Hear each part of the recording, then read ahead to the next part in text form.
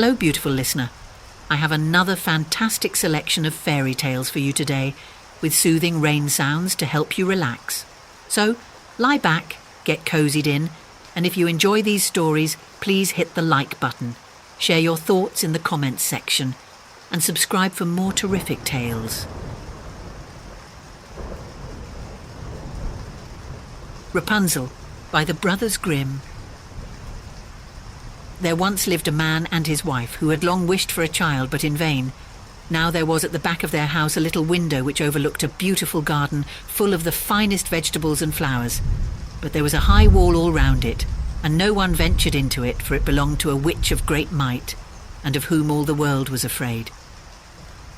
One day that the wife was standing at the window and looking into the garden, she saw a bed filled with the finest rampion, and it looked so fresh and green that she began to wish for some. And at length she longed for it greatly. This went on for days, and as she knew she could not get the rampion, she pined away and grew pale and miserable. Then the man was uneasy and asked, "What is the matter, dear wife?" "Oh," answered she, "I shall die unless I can have some of that rampion to eat that grows in the garden at the back of our house." The man, who loved her very much, thought to himself, "Rather than lose my wife, I will get some rampion, cost what it will." So in the twilight he climbed over the wall into the witch's garden, plucked hastily a handful of rampion and brought it to his wife. She made a salad of it at once, and ate of it to her heart's content. But she liked it so much, and it tasted so good, that the next day she longed for it thrice as much as she had done before. If she was to have any rest, the man must climb over the wall once more.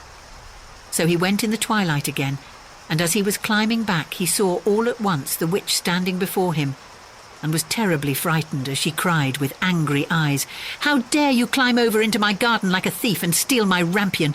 It shall be the worse for you." "Oh," answered he, "be merciful rather than just. I have only done it through necessity. For my wife saw your rampion out of the window and became possessed with so great a longing that she would have died if she could not have had some to eat." Then the witch said, "If it is all as you say, you may have as much rampion as you like, on one condition: the child that will come into the world must be given to me. It shall go well with the child, and I will care for it like a mother." In his distress of mind the man promised everything, and when the time came when the child was born, the witch appeared, and giving the child the name of Rapunzel, which is the same as rampion, she took it away with her. Rapunzel was the most beautiful child in the world. When she was 12 years old, the witch shut her up in a tower in the midst of a wood, and it had neither steps nor door, only a small window above. When the witch wished to be let in, she would stand below and would cry, "Rapunzel, Rapunzel, let down your hair." Rapunzel had beautiful long hair that shone like gold. When she heard the voice of the witch, she would undo the fastening of the upper window, unbind the plaits of her hair, and let it down 20 ells below, and the witch would climb up by it. After they had lived thus a few years, it happened that as the king's son was riding through the wood, he came to the tower, and as he drew near, he heard a voice singing so sweetly that he stood still and listened. It was Rapunzel in her loneliness trying to pass away the time with sweet songs. The king's son wished to go into her and sought to find a door in the tower, but there was none. So he rode home, but the song had entered into his heart, and every day he went into the wood and listened to it. Once, as he was standing there under a tree, he saw the witch come up and listened while she called out, "Oh, Rapunzel, Rapunzel, let down your hair." Then he saw how Rapunzel let down her long tresses, and how the witch climbed up by it and went into her, and he said to himself, "Since that is the ladder, I will climb it and seek my fortune." And the next day, as soon as it began to grow dusk, he went to the tower and cried, "Oh, Rapunzel, Rapunzel, let down your hair." And she let down her hair, and the king's son climbed up by it. Rapunzel was greatly terrified when she saw that a man had come into her, for she had never seen one before. But the king's son began speaking so kindly to her, and told how her singing had entered into his heart, so that he could have no peace until he had seen her herself. Then Rapunzel forgot her terror, and when he asked her to take him for her husband, and she saw that he was young and beautiful, she thought to herself, "I certainly like him much better than old Mother Gothel." And she put her hand into his hand. She said, "I would willingly go with thee, but I do not know how I shall get out. When thou comest, Bring each time a silken rope, and I will make a ladder, and when it is quite ready, I will get down by it out of the tower, and thou shalt take me away on thy horse." They agreed that he should come to her every evening, as the old woman came in the daytime. So the witch knew nothing of all this, until once Rapunzel said to her unwittingly, "Mother Gothel, how is it that you climb up here so slowly, and the king's son is with me in a moment?" "O wicked child," cried the witch, "what is this I hear? I thought I had hidden thee from all the world, and thou hast betrayed me." In her anger, she seized Rapunzel by her beautiful hair, struck her several times with her left hand, and then grasping a pair of shears in her right, snip, snap, the beautiful locks lay on the ground. And she was so hard-hearted that she took Rapunzel and put her in a waste and desert place where she lived in great woe and misery. The same day on which she took Rapunzel away, she went back to the tower in the evening and made fast the severed locks of hair to the window hasp. And the king's son came and cried, "Rapunzel, Rapunzel, let down your hair." Then she let the hair down, and the king's son climbed up, but instead of his dearest Rapunzel, he found the witch looking at him with wicked, glittering eyes. "Aha!" cried she, mocking him. "You came for your darling, but the sweet bird sits no longer in the nest and sings no more. The cat has got her, and will scratch out your eyes as well. Rapunzel is lost to you, you will see her no more." The king's son was beside himself with grief, and in his agony he sprang from the tower. He escaped with life, but the thorns on which he fell put out his eyes. Then he wandered blind through the wood, eating nothing but roots and berries, and doing nothing but lament and weep for the loss of his dearest wife. So he wandered several years in misery, until at last he came to the desert place where Rapunzel lived with her twin children that she had borne, a boy and a girl. At first, he heard a voice that he thought he knew, and when he reached the place from which it seemed to come, Rapunzel knew him and fell on his neck and wept. And when her tears touched his eyes, they became clear again, and he could see with them as well as ever. Then he took her to his kingdom, where he was received with great joy, and there they lived long and happily. The Little Mermaid by Hans Christian Andersen. Far out in the ocean the water is as blue as the petals of the loveliest cornflower, and as clear as the purest glass. But it is very deep too. It goes down deeper than any anchor rope will go, and many, many steeples would have to be stacked one on top of another to reach from the bottom to the surface of the sea. It is down there that the sea folk live. Now don't suppose that there are only bare white sands at the bottom of the sea. No, indeed. The most marvellous trees and flowers grow down there, with such pliant stalks and leaves that the least stir in the water makes them move about as though they were alive. All sorts of fish, large and small, dart among the branches, just as birds flit through the trees up here. From the deepest spot in the ocean rises the palace of the Sea King. Its walls are made of coral and its high-pointed windows of the clearest amber, but the roof is made of mussel shells that open and shut with the tide. This is a wonderful sight to see, for every shell holds glistening pearls, any one of which would be the pride of a queen's crown. The Sea King down there had been a widower for years, and his old mother kept house for him. She was a clever woman, but very proud of her noble birth. Therefore she flaunted 12 oysters on her tail, while the other ladies of the court were only allowed to wear 6. Except for this, she was an altogether praiseworthy person, particularly so because she was extremely fond of her granddaughters, the little sea princesses. They were 6 lovely girls, but the youngest was the most beautiful of them all. Her skin was as soft and tender as a rose petal, and her eyes were as blue as the deep sea, but like all the others she had no feet. Her body ended in a fishtail.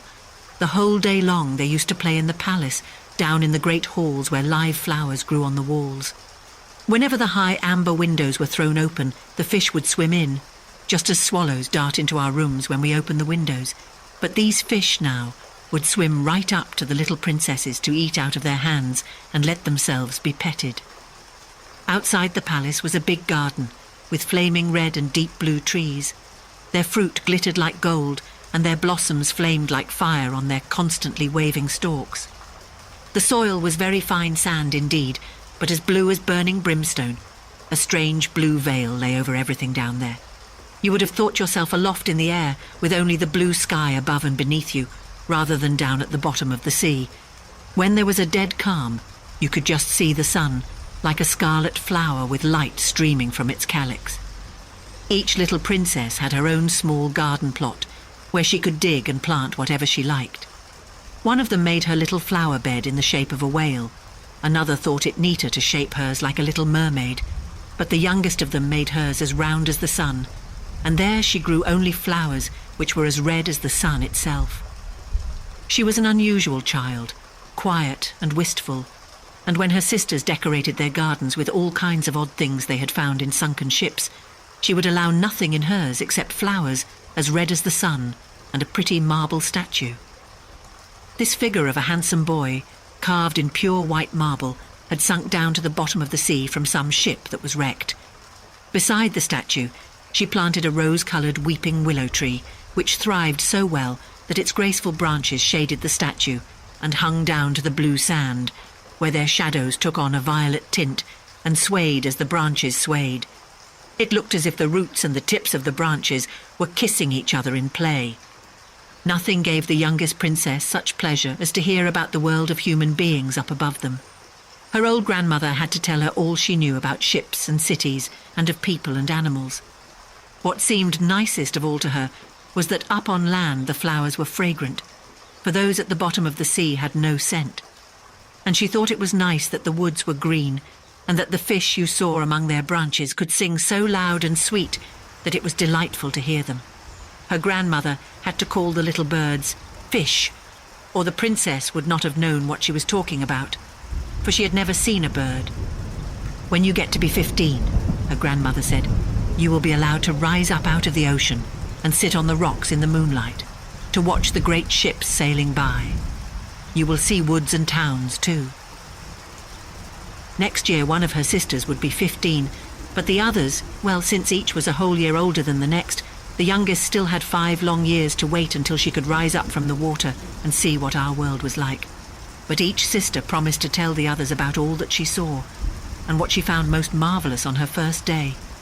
Their grandmother had not told them half enough, and there were so many things that they longed to know about. The most eager of them all was the youngest, the very one who was so quiet and wistful. Many a night she stood by her open window and looked up through the dark blue water where the fish waved their fins and tails. She could just see the moon and stars. To be sure, their light was quite dim, but looked at through the water they seemed much bigger than they appear to us. Whenever a cloud-like shadow swept across them, she knew that it was either a whale swimming overhead or a ship with many human beings aboard it. Little did they dream that a pretty young mermaid was down below, stretching her white arms up toward the keel of their ship. The eldest princess had her 15th birthday, so now she received permission to rise up out of the water. When she got back, she had 100 things to tell her sisters about, but the most marvellous thing of all, she said, was to lie on a sandbar in the moonlight when the sea was calm and to gaze at the large city on the shore where the lights twinkled like hundreds of stars, to listen to music, to hear the chatter and clamour of carriages and people, to see so many church towers and spires, and to hear the ringing bells.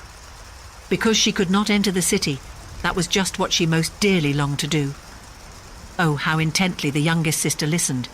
After this, whenever she stood at her open window at night and looked up through the dark blue waters, she thought of that great city with all of its clatter and clamour, and even fancied that in these depths she could hear the church bells ring. The next year, her second sister had permission to rise up to the surface and swim wherever she pleased. She came up just at sunset, and she said that this spectacle was the most marvellous sight she had ever seen.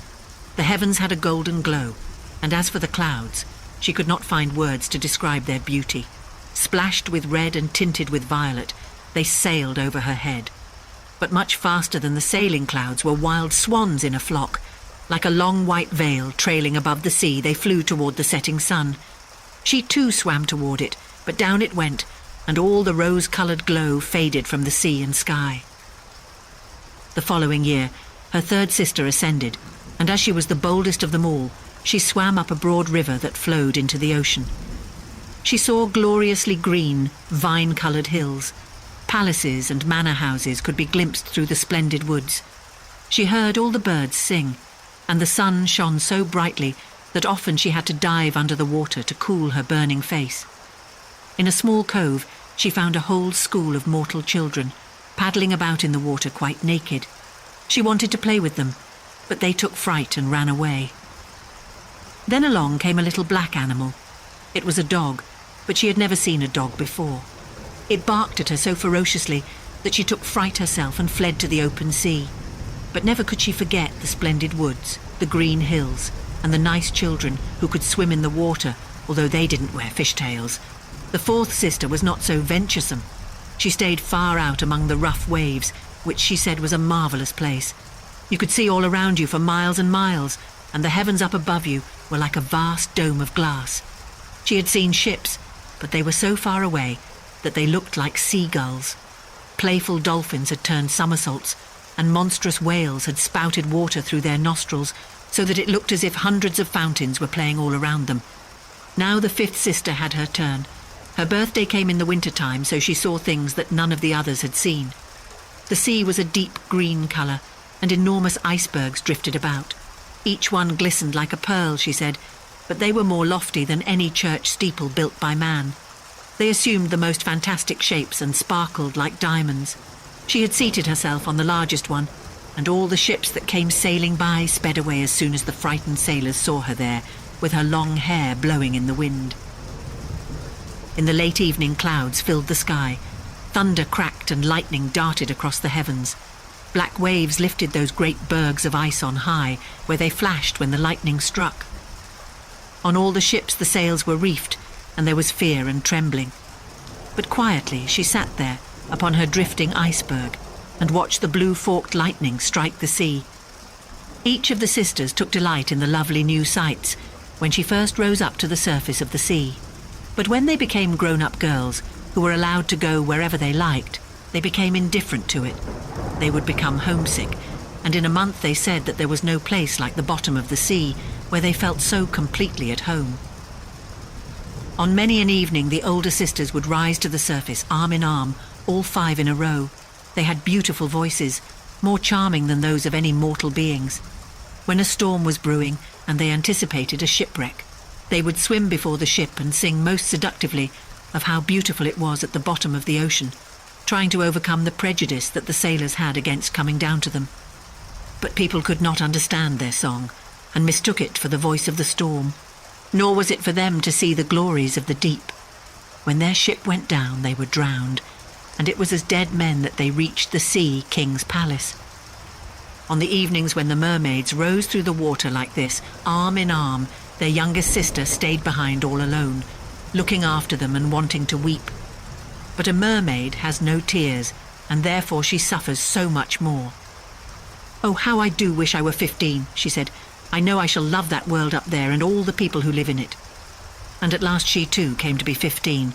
"Now I'll have you off my hands," said her grandmother, the old Queen Dowager. "Come, let me adorn you like your sisters." In the little maid's hair she put a wreath of white lilies, each petal of which was formed from half of a pearl, and the old queen let 8 big oysters fasten themselves to the princess's tail as a sign of her high rank.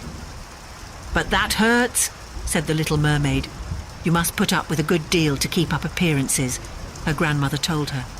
Oh, how gladly she would have shaken off all these decorations and laid aside the cumbersome wreath. The red flowers in her garden were much more becoming to her, but she didn't dare to make any changes. "Goodbye," she said, and up she went through the water, as light and as sparkling as a bubble. The sun had just gone down when her head rose above the surface, but the clouds still shone like gold and roses, and in the delicately tinted sky sparkled the clear gleam of the evening star. The air was mild and fresh and the sea unruffled. A great 3-master lay in view with only one of all its sails set, for there was not even the whisper of a breeze, and the sailors idled about in the rigging and on the yards. There was music and singing on the ship, and as night came on, they lighted hundreds of such brightly coloured lanterns that one might have thought the flags of all nations were swinging in the air. The little mermaid swam right up to the window of the main cabin, and each time she rose with the swell, she could peep in through the clear glass panes at the crowd of brilliantly dressed people within. The handsomest of them all was a young prince with big dark eyes. He could not be more than 16 years old. It was his birthday, and that was the reason for all the celebration. Up on deck, the sailors were dancing, and when the prince appeared among them, 100 or more rockets flew through the air, making it as bright as day. These startled the little mermaid so badly that she ducked under the water. But she soon peeped up again, and then it seemed as if all the stars in the sky were falling around her. Never had she seen such fireworks. Great suns spun around, splendid firefish floated through the blue air, and all these things were mirrored in the crystal clear sea. It was so brilliantly bright that you could see every little rope of the ship, and the people could be seen distinctly. Oh, how handsome the young prince was! He laughed, and he smiled and shook people by the hand, while the music rang out in the perfect evening. It got very late, but the little mermaid could not take her eyes off the ship and the handsome prince. The brightly coloured lanterns were put out, no more rockets flew through the air, and no more cannon boomed. But there was a mutter and rumble deep down in the sea, and the swell kept bouncing her up so high that she could look into the cabin. Now the ship began to sail. Canvas after canvas was spread in the wind. The waves rose high, great clouds gathered, and lightning flashed in the distance. Ah, they were in for a terrible storm, and the mariners made haste to reef the sails. The tall ship pitched and rolled as it sped through the angry sea. The waves rose up like towering black mountains, as if they would break over the masthead, but the swan-like ship plunged into the valleys between such waves and emerged to ride their lofty heights. To the little mermaid this seemed good sport, but to the sailors it was nothing of the sort. The ship creaked and laboured. Thick timbers gave way under the heavy blows. Waves broke over the ship. The mainmast snapped in two like a reed. The ship listed over on its side and water burst into the hold. Now the little mermaid saw that people were in peril, and that she herself must take care to avoid the beams and wreckage tossed about by the sea. One moment it would be black as pitch, and she couldn't see a thing. Next moment the lightning would flash so brightly that she could distinguish every soul on board. Everyone was looking out for himself as best he could. She watched closely for the young prince, and when the ship split in two, she saw him sink down in the sea. At first she was overjoyed that he would be with her, but then she recalled that human people could not live under the water, and he could only visit her father's palace as a dead man. No, he should not die. So she swam in among all the floating planks and beams, completely forgetting that they might crush her. She dived through the waves and rode their crests, until at length she reached the young prince, who was no longer able to swim in that raging sea. His arms and legs were exhausted, his beautiful eyes were closing, and he would have died if the little mermaid had not come to help him. She held his head above water and let the waves take them wherever the waves went. At daybreak, when the storm was over, not a trace of the ship was in view. The sun rose out of the waters, red and bright, and its beams seemed to bring the glow of life back to the cheeks of the prince, but his eyes remained closed. The mermaid kissed his high and shapely forehead. As she stroked his wet hair in place, it seemed to her that he looked like that marble statue in her little garden. She kissed him again and hoped that he would live. She saw dry land rise before her in high blue mountains, topped with snow as glistening white as if a flock of swans were resting there. Down by the shore were splendid green woods, and in the foreground stood a church or perhaps a convent. She didn't know which, but anyway, it was a building. Orange and lemon trees grew in its garden, and tall palm trees grew beside the gateway. Here the sea formed a little harbour, quite calm and very deep. Fine white sand had been washed up below the cliffs. She swam there with the handsome prince and stretched him out on the sand, taking special care to pillow his head up high in the warm sunlight. The bells began to ring in the great white building, and a number of young girls came out into the garden. The little mermaid swam away behind some tall rocks that stuck out of the water. She covered her hair and her shoulders with foam so that no one could see her tiny face, and then she watched to see who would find the poor prince. In a little while one of the young girls came upon him. She seemed frightened, but only for a minute. Then she called more people. The mermaid watched the prince regain consciousness and smile at everyone around him. But he did not smile at her, for he did not even know that she had saved him.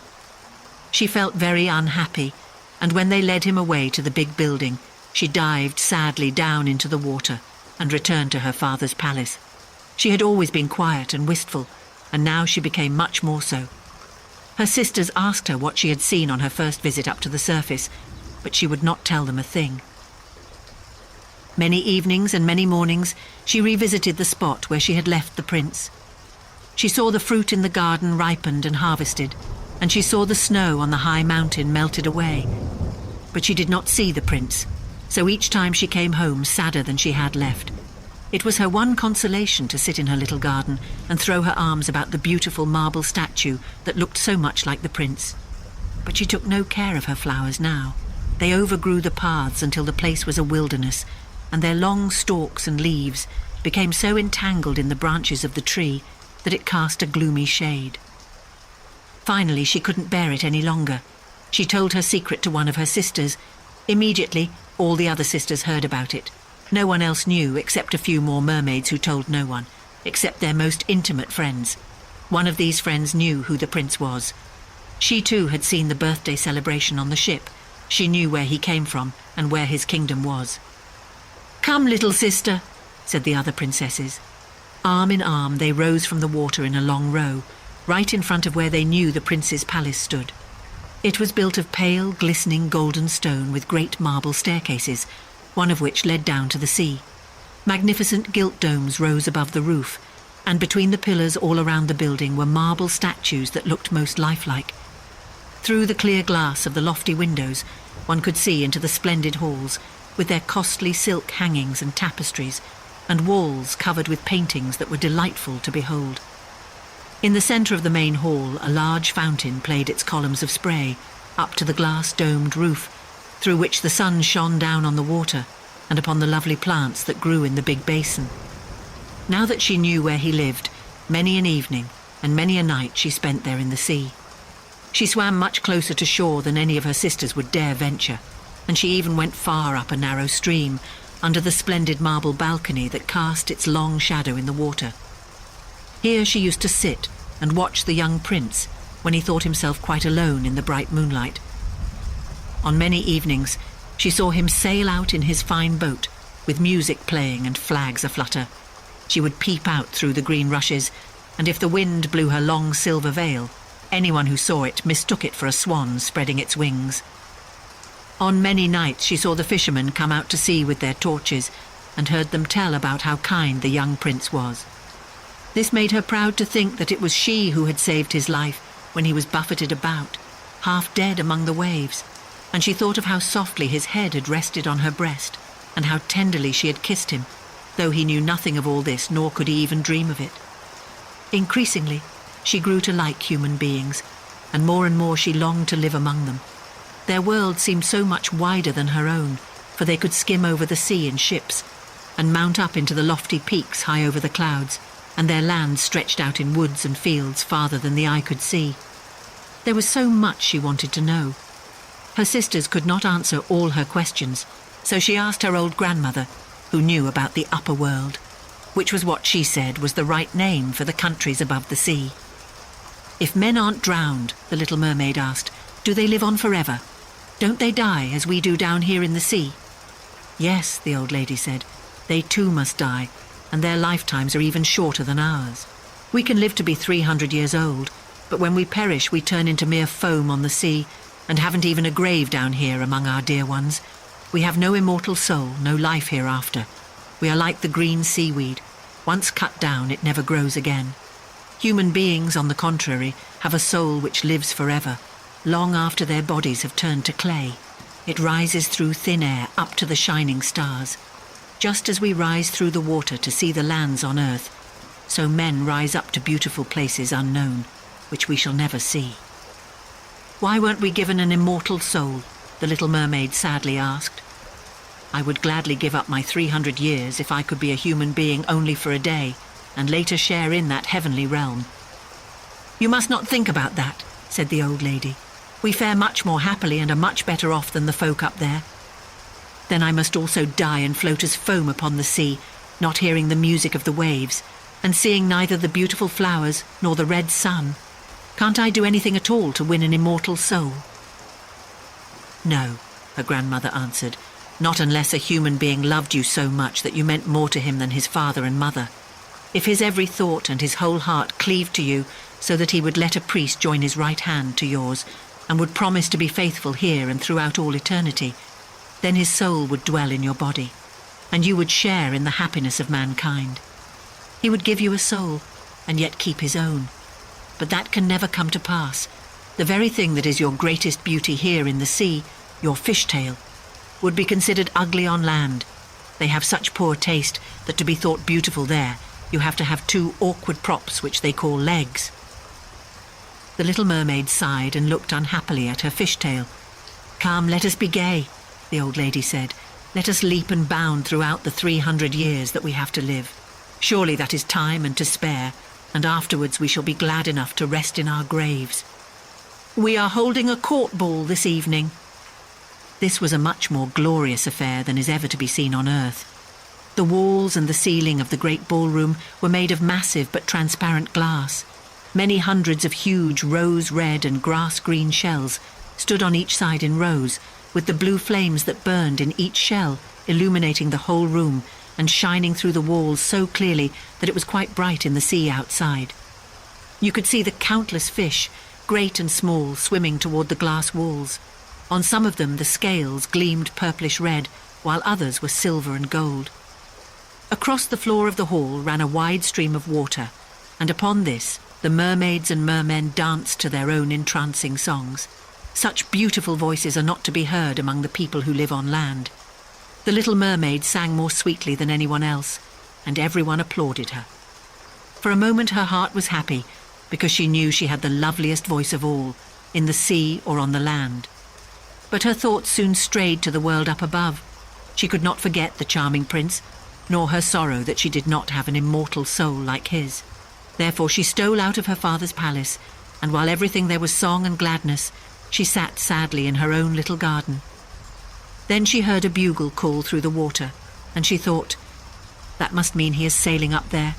He whom I love more than my father or mother, he of whom I am always thinking, and in whose hands I would so willingly trust my lifelong happiness. I dare do anything to win him and to gain an immortal soul. While my sisters are dancing here in my father's palace, I shall visit the sea witch of whom I have always been so afraid. Perhaps she will be able to advise me and help me." The little mermaid set out from her garden toward the whirlpools that raged in front of the witch's dwelling. She had never gone that way before. No flowers grew there, nor any seaweed. Bare and grey, the sands extended to the whirlpools, where like roaring mill wheels, the waters whirled and snatched everything within their reach down to the bottom of the sea. Between these tumultuous whirlpools, she had to thread her way to reach the witch's waters, and then for a long stretch, the only trail lay through a hot, seething mire, which the witch called her peat marsh. Beyond it, her house lay in the middle of a weird forest, where all the trees and shrubs were polyps, half animal and half plant. They looked like 100-headed snakes growing out of the soil. All their branches were long, slimy arms, with fingers like wriggling worms. They squirmed, joint by joint, from their roots to their outermost tentacles, and whatever they could lay hold of they twined around and never let go. The little mermaid was terrified and stopped at the edge of the forest. Her heart thumped with fear, and she nearly turned back. But then she remembered the prince and the souls that men have, and she summoned her courage. She bound her long, flowing locks closely about her head, so that the polyps could not catch hold of them, folded her arms across her breast, and darted through the water like a fish, in among the slimy polyps that stretched out their writhing arms and fingers to seize her. She saw that every one of them held something that it had caught with its hundreds of little tentacles, and to which it clung, as with strong hoops of steel. The white bones of men who had perished at sea and sunk to these depths could be seen in the polyps' arms. Ships' rudders and seamen's chests and the skeletons of land animals had also fallen into their clutches, but the most ghastly sight of all was a little mermaid whom they had caught and strangled. She reached a large muddy clearing in the forest where big fat water snakes slithered about, showing their foul yellowish bellies. In the middle of this clearing was a house built of the bones of shipwrecked men, and there sat the sea witch, letting a toad eat out of her mouth just as we might feed sugar to a little canary bird. She called the ugly fat water snakes her little chickabiddies and let them crawl and sprawl about on her spongy bosom. "I know exactly what you want," said the Sea Witch. "It is very foolish of you, but just the same you shall have your way, for it will bring you to grief, my proud princess. You want to get rid of your fishtail and have 2 props instead, so that you can walk about like a human creature and have the young prince fall in love with you and win him and an immortal soul besides." At this, the witch gave such a loud, cackling laugh that the toad and the snakes were shaken to the ground, where they lay writhing. "You are just in time," said the witch. "After the sun comes up tomorrow, a whole year would have to go by before I could be of any help to you. Jay shall compound you a draught, and before sunrise you must swim to the shore with it, seat yourself on dry land and drink the draught down. Then your tail will divide and shrink until it becomes what the people on earth call a pair of shapely legs. But it will hurt. It will feel as if a sharp sword slashed through you. Everyone who sees you will say that you are the most graceful human being they have ever laid eyes on, for you will keep your gliding movement, and no dancer will be able to tread as lightly as you. But every step you take will feel as if you were treading upon knife blades, so sharp that blood must flow. I am willing to help you, but are you willing to suffer all this?" "Yes," the little mermaid said in a trembling voice as she thought of the prince and of gaining a human soul. "Remember," said the witch, "once you have taken a human form, you can never be a mermaid again. You can never come back through the waters to your sisters or to your father's palace. And if you do not win the love of the prince so completely that for your sake he forgets his father and mother, cleaves to you with his every thought and his whole heart, and lets the priest join your hands in marriage, then you will win no immortal soul. If he marries someone else, your heart will break on the very next morning, and you will become foam of the sea." "I shall take that risk," said the little mermaid, but she turned as pale as death. "Also, you will have to pay me," said the witch, "and it is no trifling price that I'm asking. You have the sweetest voice of anyone down here at the bottom of the sea, and while I don't doubt that you would like to captivate the prince with it, you must give this voice to me. I will take the very best thing that you have in return for my sovereign draught. I must pour my own blood in it to make the drink as sharp as a 2-edged sword." "But if you take my voice," said the little mermaid, "what will be left to me?" "Your lovely form," the witch told her, "your gliding movements and your eloquent eyes.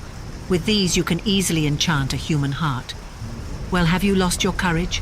Stick out your little tongue and I shall cut it off. I'll have my price and you shall have the potent draught." "Go ahead," said the little mermaid. The witch hung her cauldron over the flames to brew the draught. "Cleanliness is a good thing," she said, as she tied her snakes in a knot and scoured out the pot with them. Then she pricked herself in the chest and let her black blood splash into the cauldron. Steam swirled up from it, in such ghastly shapes that anyone would have been terrified by them. The witch constantly threw new ingredients into the cauldron, and it started to boil with a sound like that of a crocodile shedding tears. When the draught was ready at last, it looked as clear as the purest water. "There's your draught," said the witch, and she cut off the tongue of the little mermaid, who now was dumb and could neither sing nor talk. "Now, if the polyps should pounce on you when you walk back through my wood," the witch said, "just spill a drop of this brew upon them, and their tentacles will break in 1,000 pieces." But there was no need of that, for the polyps curled up in terror as soon as they saw the bright draught. It glittered in the little mermaid's hand as if it were a shining star. So she soon traversed the forest, the marsh, and the place of raging whirlpools. She could see her father's palace. The lights had been snuffed out in the great ballroom, and doubtless everyone in the palace was asleep, but she dared not go near them, now that she was stricken dumb and was leaving her home forever. Her heart felt as if it would break with grief. She tiptoed into the garden, took one flower from each of her sister's little plots, blew 1,000 kisses toward the palace, and then mounted up through the dark blue sea. The sun had not yet risen when she saw the prince's palace. As she climbed his splendid marble staircase, the moon was shining clear. The little mermaid swallowed the bitter, fiery draught, and it was as if a 2-edged sword struck through her frail body. She swooned away and lay there as if she were dead. When the sun rose over the sea, she awoke and felt a flash of pain, but directly in front of her stood the handsome young prince, gazing at her with his coal-black eyes. Lowering her gaze, she saw that her fishtail was gone, and that she had the loveliest pair of white legs any young maid could hope to have. But she was naked, so she clothed herself in her own long hair. The prince asked who she was and how she came to be there. Her deep blue eyes looked at him tenderly, but very sadly, for she could not speak. Then he took her hand and led her into his palace. Every footstep felt as if she were walking on the blades and points of sharp knives, just as the witch had foretold, but she gladly endured it. She moved as lightly as a bubble as she walked beside the prince. He and all who saw her marvelled at the grace of her gliding walk.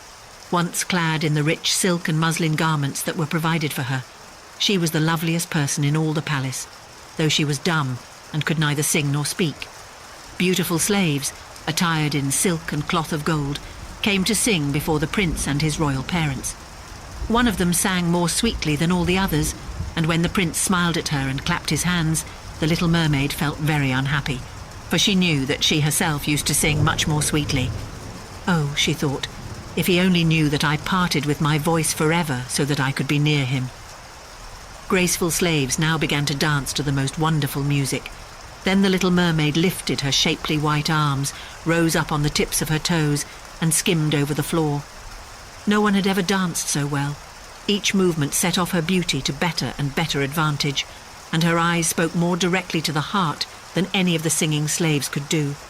She charmed everyone, and especially the prince, who called her his dear little foundling. She danced time and again, though every time she touched the floor, she felt as if she were treading on sharp-edged steel. The prince said he would keep her with him always, and that she was to have a velvet pillow to sleep on outside his door. He had a page's suit made for her, so that she could go with him on horseback. They would ride through the sweet-scented woods, where the green boughs brushed her shoulders, and where the little birds sang among the fluttering leaves.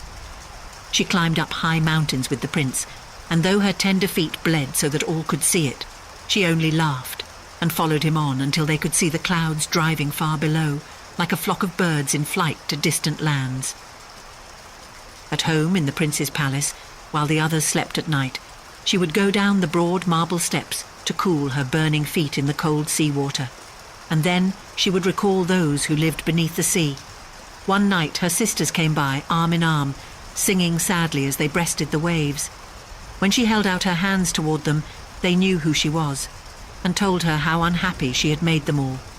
They came to see her every night after that, and once far, far out to sea, she saw her old grandmother, who had not been up to the surface this many a year.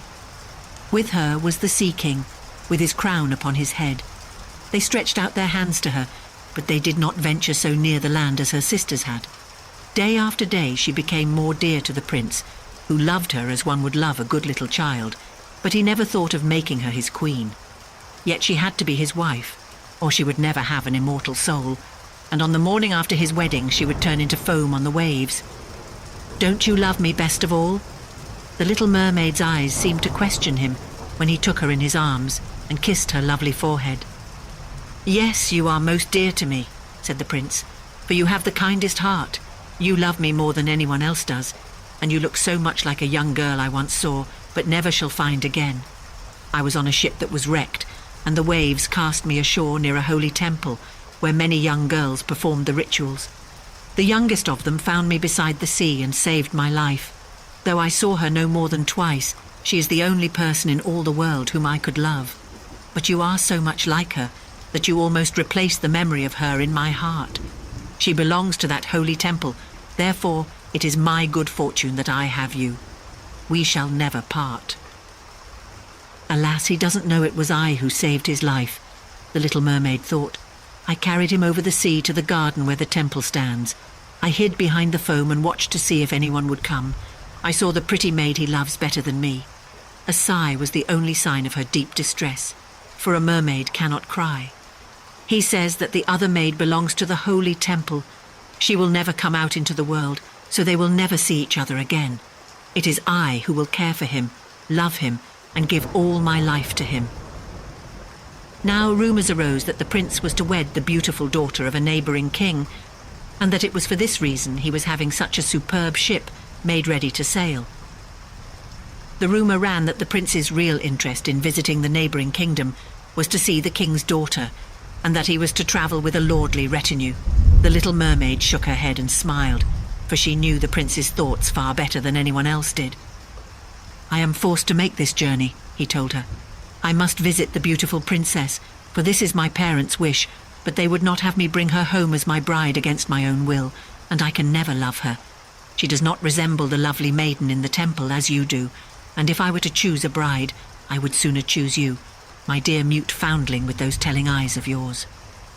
And he kissed her on the mouth, fingered her long hair, and laid his head against her heart so that she came to dream of mortal happiness and an immortal soul. "I trust you aren't afraid of the sea, my silent child," he said, as they went on board the magnificent vessel that was to carry them to the land of the neighbouring king. And he told her stories of storms, of ships becalmed, of strange deep-sea fish, and of the wonders that divers have seen. She smiled at such stories, for no one knew about the bottom of the sea as well as she did. In the clear moonlight, when everyone except the man at the helm was asleep, she sat on the side of the ship, gazing down through the transparent water, and fancied she could catch glimpses of her father's palace.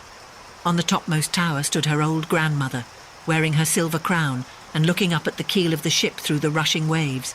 Then her sisters rose to the surface, looked at her sadly, and wrung their white hands. She smiled and waved, trying to let them know that all went well and that she was happy. But along came the cabin boy, and her sisters dived out of sight so quickly that the boy supposed the flash of white he had seen was merely foam on the sea. Next morning, the ship came into the harbour of the neighbouring king's glorious city. All the church bells chimed, and trumpets were sounded from all the high towers, while the soldiers lined up with flying banners and glittering bayonets. Every day had a new festivity, as one ball or levee followed another, but the princess was still to appear. They said she was being brought up in some faraway sacred temple, where she was learning every royal virtue. But she came at last. The little mermaid was curious to see how beautiful this princess was, and she had to grant that a more exquisite figure she had never seen. The princess's skin was clear and fair, and behind the long dark lashes, her deep blue eyes were smiling and devoted. "It was you," the prince cried. "You are the one who saved me when I lay like a dead man beside the sea." He clasped the blushing bride of his choice in his arms. "Oh, I am happier than a man should be," he told his little mermaid. "My fondest dream, that which I never dared to hope, has come true. You will share in my great joy, for you love me more than anyone does." The little mermaid kissed his hand and felt that her heart was beginning to break. For the morning after his wedding day would see her dead and turned to watery foam. All the church bells rang out, and heralds rode through the streets to announce the wedding. Upon every altar, sweet-scented oils were burned in costly silver lamps. The priests swung their censers, the bride and the bridegroom joined their hands, and the bishop blessed their marriage. The little mermaid, clothed in silk and cloth of gold, held the bride's train. But she was deaf to the wedding march and blind to the holy ritual. Her thought turned on her last night upon earth and on all she had lost in this world. That same evening the bride and bridegroom went aboard the ship. Cannon thundered and banners waved. On the deck of the ship a royal pavilion of purple and gold was set up and furnished with luxurious cushions. Here the wedded couple were to sleep on that calm, clear night. The sails swelled in the breeze, and the ship glided so lightly that it scarcely seemed to move over the quiet sea. All nightfall brightly coloured lanterns were lighted, and the mariners merrily danced on the deck. The little mermaid could not forget that first time she rose from the depths of the sea and looked on at such pomp and happiness. Light as a swallow pursued by his enemies, she joined in the whirling dance. Everyone cheered her, for never had she danced so wonderfully. Her tender feet felt as if they were pierced by daggers, but she did not feel it. Her heart suffered far greater pain. She knew that this was the last evening that she ever would see him for whom she had forsaken her home and family, for whom she had sacrificed her lovely voice and suffered such constant torment, while he knew nothing of all these things. It was the last night that she would breathe the same air with him, or look upon deep waters, or the star fields of the blue sky. A never-ending night, without thought and without dreams, awaited her who had no soul and could not get one. The merrymaking lasted long after midnight, yet she laughed and danced on despite the thought of death she carried in her heart. The prince kissed his beautiful bride, and she toyed with his coal-black hair. Hand in hand, They went to rest in the magnificent pavilion. A hush came over the ship. Only the helmsman remained on deck as the little mermaid leaned her white arms on the bulwarks and looked to the east to see the first red hint of daybreak, for she knew that the first flash of the sun would strike her dead. Then she saw her sisters rise up among the waves. They were as pale as she, and there was no sign of their lovely long hair that the breezes used to blow. It had all been cut off. "We have given our hair to the witch," they said, "so that she would send you help and save you from death tonight. She gave us a knife. Here it is. See the sharp blade. Before the sun rises, you must strike it into the prince's heart, and when his warm blood bathes your feet, they will grow together and become a fishtail. Then you will be a mermaid again, able to come back to us in the sea and live out your 300 years before you die and turn into dead salt sea foam. Make haste. He or you must die before sunrise. Our old grandmother is so grief-stricken that her white hair is falling fast, just as ours did under the witch's scissors. Kill the prince and come back to us. Hurry, hurry. See that red glow in the heavens. In a few minutes the sun will rise and you must die." So saying, they gave a strange deep sigh and sank beneath the waves. The little mermaid parted the purple curtains of the tent and saw the beautiful bride asleep with her head on the prince's breast. The mermaid bent down and kissed his shapely forehead. She looked at the sky, fast reddening for the break of day. She looked at the sharp knife and again turned her eyes toward the prince, who in his sleep murmured the name of his bride. His thoughts were all for her, and the knife blade trembled in the mermaid's hand. But then she flung it from her far out over the waves. Where it fell, the waves were red, as if bubbles of blood seethed in the water.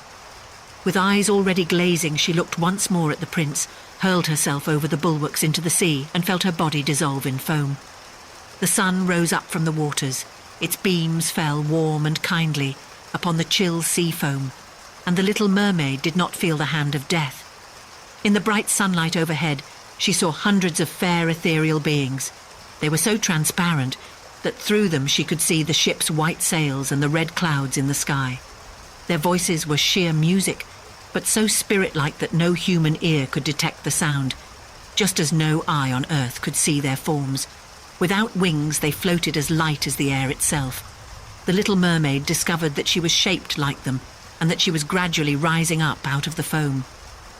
"Who are you toward whom I rise?" she asked, and her voice sounded like those above her, so spiritual that no music on earth could match it. "We are the daughters of the air," they answered. "A mermaid has no immortal soul, and can never get one unless she wins the love of a human being. Her eternal life must depend upon a power outside herself. The daughters of the air do not have an immortal soul either, but they can earn one by their good deeds. We fly to the south, where the hot, poisonous air kills human beings unless we bring cool breezes. We carry the scent of flowers through the air, bringing freshness and healing balm wherever we go. When for 300 years we have tried to do all the good that we can, we are given an immortal soul and a share in mankind's eternal bliss. You, poor little mermaid, have tried with your whole heart to do this too. Your suffering and your loyalty have raised you up into the realm of airy spirits. And now in the course of 300 years, you may earn by your good deeds a soul that will never die." The little mermaid lifted her clear, bright eyes toward God's sun, and for the first time her eyes were wet with tears. On board the ship all was astir and lively again. She saw the prince and his fair bride in search of her. Then they gazed sadly into the seething foam, as if they knew she had hurled herself into the waves. Unseen by them, she kissed the bride's forehead, smiled upon the prince, and rose up with the other daughters of the air to the rose-red clouds that sailed on high. "This is the way that we shall rise to the kingdom of God after 300 years have passed." "We may get there even sooner," one spirit whispered. "Unseen, we fly into the homes of men where there are children, and for every day on which we find a good child who pleases his parents and deserves their love, God shortens our days of trial. The child does not know when we float through his room, but when we smile at him in approval, 1 year is taken from our 300. But if we see a naughty, mischievous child, we must shed tears of sorrow, and each tear adds a day to the time of our trial." The Princess and the Pea by Hans Christian Andersen. There was once a prince who wished to marry a princess, But then she must be a real princess. He travelled all over the world in hopes of finding such a lady, but there was always something wrong. Princesses he found in plenty, but whether they were real princesses it was impossible for him to decide, for now one thing, now another, seemed to him not quite right about the ladies.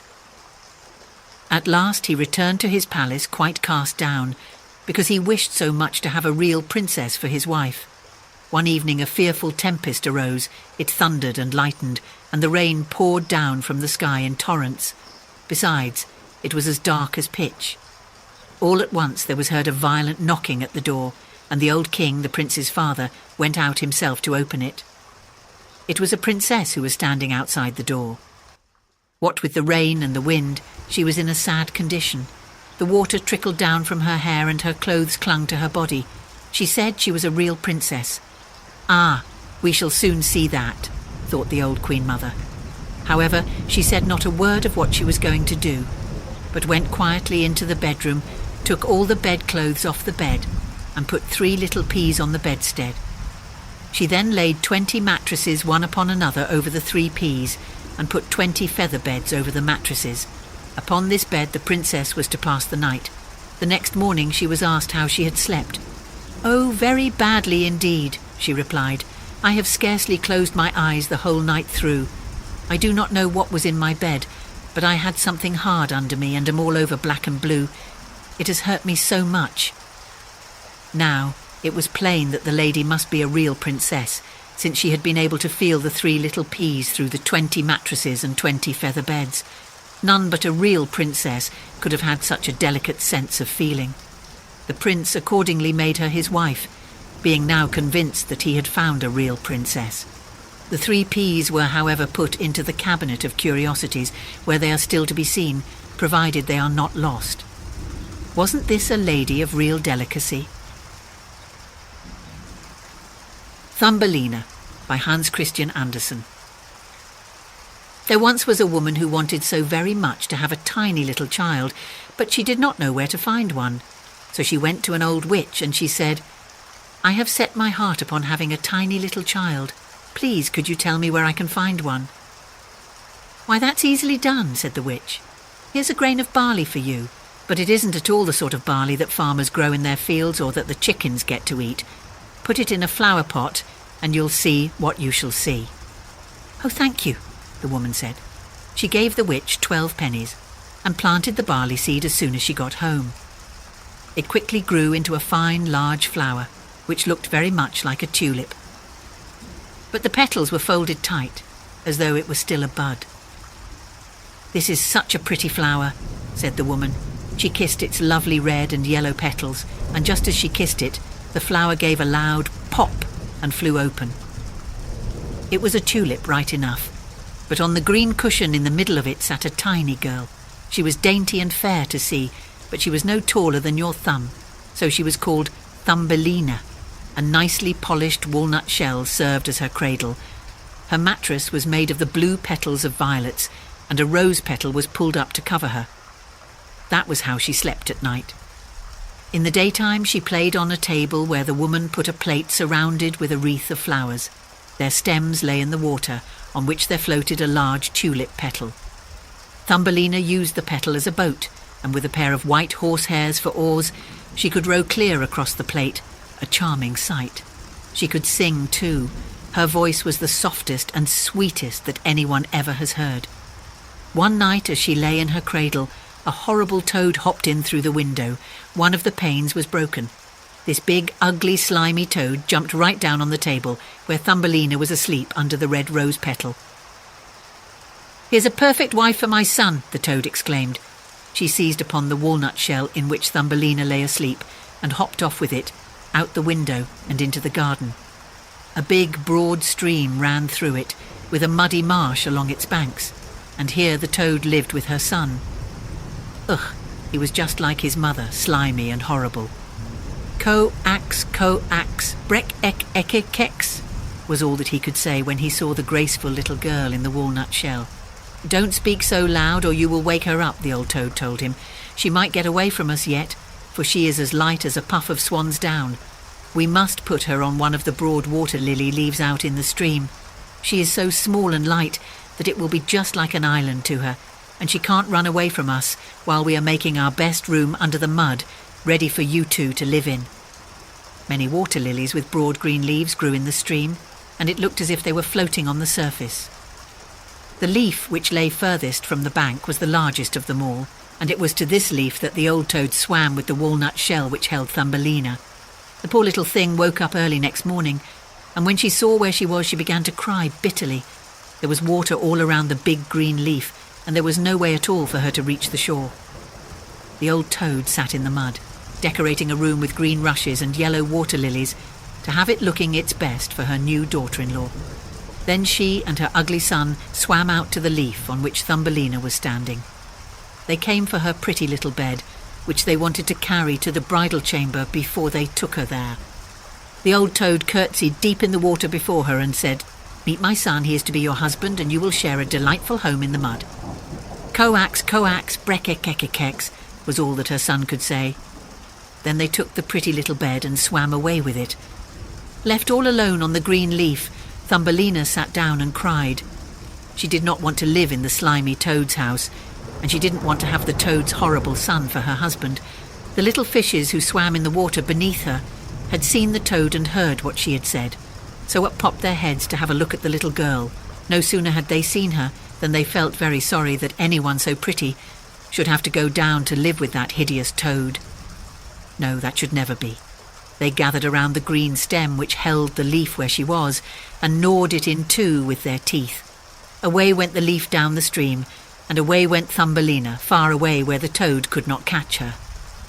Thumbelina sailed past many a place, and when the little birds in the bushes saw her, they sang, "What a darling little girl." The leaf drifted further and further away with her, and so it was that Thumbelina became a traveller. A lovely white butterfly kept fluttering around her, and at last alighted on the leaf because he admired Thumbelina. She was a happy little girl again, now that the toad could not catch her. It was all very lovely as she floated along, and where the sun struck the water it looked like shining gold. Thumbelina undid her sash, tied one end of it to the butterfly, and made the other end fast to the leaf. It went much faster now, and Thumbelina went much faster too, for of course she was standing on it. Just then a big Maybug flew by and caught sight of her. Immediately he fastened his claws around her slender waist and flew with her up into a tree. Away went the green leaf down the stream, and away went the butterfly with it, for he was tied to the leaf and could not get loose. My goodness, how frightened little Thumbelina was when the Maybug carried her up in the tree. But she was even more sorry for the nice white butterfly she had fastened to the leaf, because if he couldn't free himself he would have to starve to death. But the Maybug wasn't one to care about that. He sat her down on the largest green leaf of the tree, fed her honey from the flowers, and told her how pretty she was, considering that she didn't look the least like a Maybug. After a while, all the other Maybugs who lived in the tree came to pay them a call. As they stared at Thumbelina, the lady Maybugs threw up their feelers and said, "Why, she has only 2 legs, what a miserable sight." "She hasn't any feelers," one cried. "She is pinched in at the waist, how shameful. She looks like a human being, how ugly she is," said all of the female Maybugs. Yet Thumbelina was as pretty as ever. Even the Maybug who had flown away with her knew that, but as every last one of them kept calling her ugly, he at length came to agree with them and would have nothing to do with her. She could go wherever she chose. They flew down out of the tree with her and left her on a daisy, where she sat and cried because she was so ugly that the Maybugs wouldn't have anything to do with her. Nevertheless, she was the loveliest little girl you can imagine, and as frail and fine as the petal of a rose. All summer long, poor Thumbelina lived all alone in the woods. She wove herself a hammock of grass and hung it under a big burdock leaf to keep off the rain. She took honey from the flowers for food and drank the dew which she found on the leaves every morning. In this way the summer and fall went by. Then came the winter, the long, cold winter. All the birds who had sung so sweetly for her flew away. The trees and the flowers withered. The big burdock leaf under which she had lived shriveled up until nothing was left of it but a dry yellow stalk. She was terribly cold, for her clothes had worn threadbare, and she herself was so slender and frail. Poor Thumbelina, she would freeze to death. Snow began to fall, and every time a snowflake struck her, It was as if she'd been hit by a whole shovelful, for we are quite tall, while she measured only an inch.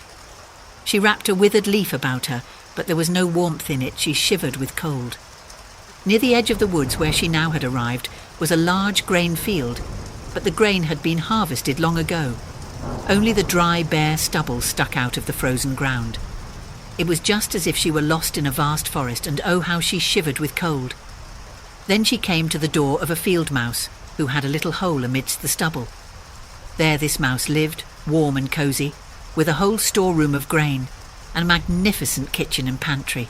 Poor Thumbelina stood at the door just like a beggar child, and pled for a little bit of barley, because she hadn't had anything to eat for 2 days past. "Why, you poor little thing," said the field mouse, who turned out to be a kind-hearted old creature. "You must come into my warm room and share my dinner."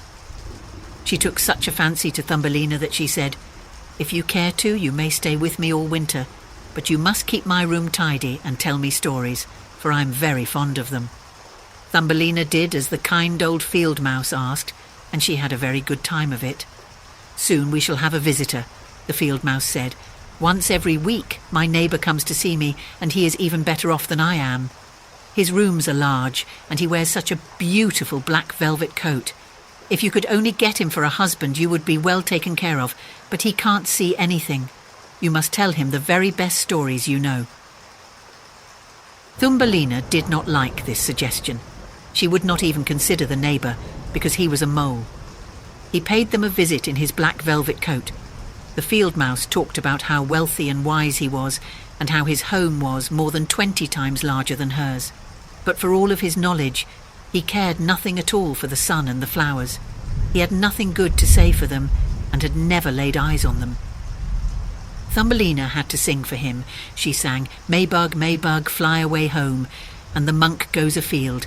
The mole fell in love with her sweet voice, but he didn't say anything about it yet, for he was a most discreet fellow. He had just dug a long tunnel through the ground from his house to theirs, and the field mouse and Thumbelina were invited to use it whenever they pleased, though he warned them not to be alarmed by the dead bird which lay in this passage. It was a complete bird with feather and beak.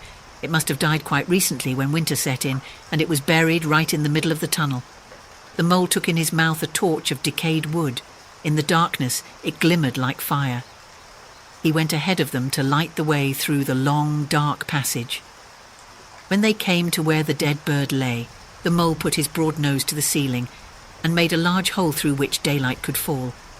In the middle of the floor lay a dead swallow, with his lovely wings folded at his sides and his head tucked under his feathers. The poor bird must certainly have died of the cold. Thumbelina felt so sorry for him. She loved all the little birds who had sung and sweetly twittered to her all through the summer. But the mole gave the body a kick with his short stumps and said, "Now he won't be chirping any more. What a wretched thing it is to be born a little bird. Thank goodness none of my children can be a bird who has nothing but his chirp, chirp, and must starve to death when winter comes along." "Yes, you are so right, you sensible man," the field mouse agreed. "What good is all his chirp-chirping to a bird in the winter-time when he starves and freezes? But that's considered very grand, I imagine." Thumbelina kept silent, but when the others turned their back on the bird, she bent over, smoothed aside the feathers that hid the bird's head, and kissed his closed eyes. "Maybe it was he who sang so sweetly to me in the summer-time," she thought to herself. "What pleasure he gave me, the dear pretty bird." The mole closed up the hole that let in the daylight, and then he took the ladies home. That night, Thumbelina could not sleep a wink, so she got up and wove a fine large coverlet out of hay. She took it to the dead bird and spread it over him so that he would lie warm in the cold earth. She tucked him in with some soft thistledown that she had found in the field mouse's room. "Goodbye, you pretty little bird," she said. "Goodbye, and thank you for your sweet songs last summer, when the trees were all green and the sun shone so warmly upon us." She laid her head on his breast, and it startled her to feel a soft thump as if something were beating inside. This was the bird's heart. He was not dead, he was only numb with cold, and now that he had been warmed, he came to life again. In the fall, all swallows fly off to warm countries, but if one of them starts too late, he gets so cold that he drops down as if he were dead and lies where he fell. And then the cold snow covers him. Thumbelina was so frightened that she trembled, for the bird was so big, so enormous compared to her own inch of height. But she mustered her courage, tucked the cotton wool down closer around the poor bird, brought the mint leaf that covered her own bed, and spread it over the bird's head. The following night she tiptoed out to him again. He was alive now, but so weak that he could barely open his eyes for a moment to look at Thumbelina, who stood beside him, with the piece of touchwood that was her only lantern. "Thank you, pretty little child," the sick swallow said. "I have been wonderfully warmed. Soon I shall get strong once more and be able to fly again in the warm sunshine." "Oh," she said, "it's cold outside, it's snowing and freezing. You just stay in your warm bed and I'll nurse you." Then she brought him some water in the petal of a flower. The swallow drank and told her how he had hurt one of his wings in a thorn bush, and for that reason couldn't fly as fast as the other swallows when they flew far, far away to the warm countries. Finally he had dropped to the ground. That was all he remembered, and he had no idea how he came to be where she found him. The swallow stayed there all through the winter, and Thumbelina was kind to him and tended him with loving care. She didn't say anything about this to the field mouse or to the mole, because they did not like the poor, unfortunate swallow. As soon as spring came and the sun warmed the earth, the swallow told Thumbelina it was time to say goodbye. She reopened the hole that the mole had made in the ceiling, and the sun shone in splendour upon them. The swallow asked Thumbelina to go with him. She could sit on his back as they flew away through the green woods. But Thumbelina knew that it would make the old field mouse feel badly if she left like that, so she said, "No, I cannot go." Fare you well, my good and pretty girl," said the swallow as he flew into the sunshine. Tears came into Thumbelina's eyes as she watched him go, for she was so fond of the poor swallow.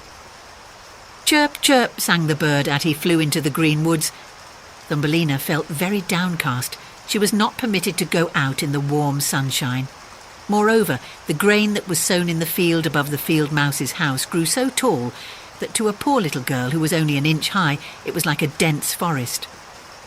"You must work on your trousseau this summer," the field mouse said, for their neighbour, that loathsome mole in his black velvet coat, had proposed to her. "You must have both woolens and linens, both bedding and wardrobe, when you become the mole's wife." Thumbelina had to turn the spindle, and the field mouse hired 4 spiders to spin and weave for her day and night. The mole came to call every evening, and his favourite remark was that the sun, which now baked the earth as hard as a rock, would not be nearly so hot when summer was over. Yes, as soon as summer was past, he would be marrying Thumbelina, but she was not at all happy about it, because she didn't like the tedious mole the least bit. Every morning at sunrise and every evening at sunset, she would steal out the door. When the breeze blew the ears of grain apart, she could catch glimpses of the blue sky. She could dream about how bright and fair it was out of doors, and how she wished she would see her dear swallow again, but he did not come back, for doubtless he was far away, flying about in the lovely green woods. When fall arrived, Thumbelina's whole trousseau was ready. "Your wedding day is 4 weeks off," the field mouse told her. But Thumbelina cried and declared that she would not have the tedious mole for a husband. "Fiddlesticks," said the field mouse, "don't you be obstinate or I'll bite you with my white teeth. Why, you're getting a superb husband. The Queen herself hasn't a black velvet coat as fine as his. Both his kitchen and his cellar are well supplied. You ought to thank goodness that you are getting him." Then came the wedding day. The mole had come to take Thumbelina home with him, where she would have to live deep underground and never go out in the warm sunshine again, because he disliked it so. The poor little girl felt very sad that she had to say goodbye to the glorious sun, which the field mouse had at least let her look out at through the doorway. "Farewell, bright sun," she said. With her arms stretched toward it, she walked a little way from the field mouse's home. The grain had been harvested, and only the dry stubble was left in the field. "Farewell, farewell," she cried again, and flung her little arms around a small red flower that was still in bloom. "If you see my dear swallow, please give him my love." Chirp, chirp, chirp, chirp. She suddenly heard a twittering over her head. She looked up, and there was the swallow just passing by. He was so glad to see Thumbelina, although when she told him how she hated to marry the mole and live deep underground where the sun never shone, she could not hold back her tears. "Now that the cold winter is coming," the swallow told her, I shall fly far, far away to the warm countries. Won't you come along with me? You can ride on my back. Just tie yourself on with your sash, and away we'll fly, far from the ugly mole and his dark hole far, far away, over the mountains to the warm countries where the sun shines so much fairer than here, to where it is always summer and there are always flowers. Please fly away with me, dear little Thumbelina, you who saved my life when I lay frozen in a dark hole in the earth. Yes, I will go with you, said Thumbelina. She sat on his back, put her feet on his outstretched wings, and fastened her sash to one of his strongest feathers. Then the swallow soared into the air over forests and over lakes, high up over the great mountains that are always capped with snow. When Thumbelina felt cold in the chill air, she crept under the bird's warm feathers, with only her little head stuck out to watch all the wonderful sights below. At length they came to the warm countries. There the sun shone far more brightly than it ever does here, and the sky seemed twice as high. Along the ditches and hedgerows grew marvellous green and blue grapes. Lemons and oranges hung in the woods. The air smelled sweetly of myrtle and thyme. By the wayside the loveliest children ran hither and thither, playing with the brightly coloured butterflies. But the swallow flew on still farther, and it became more and more beautiful.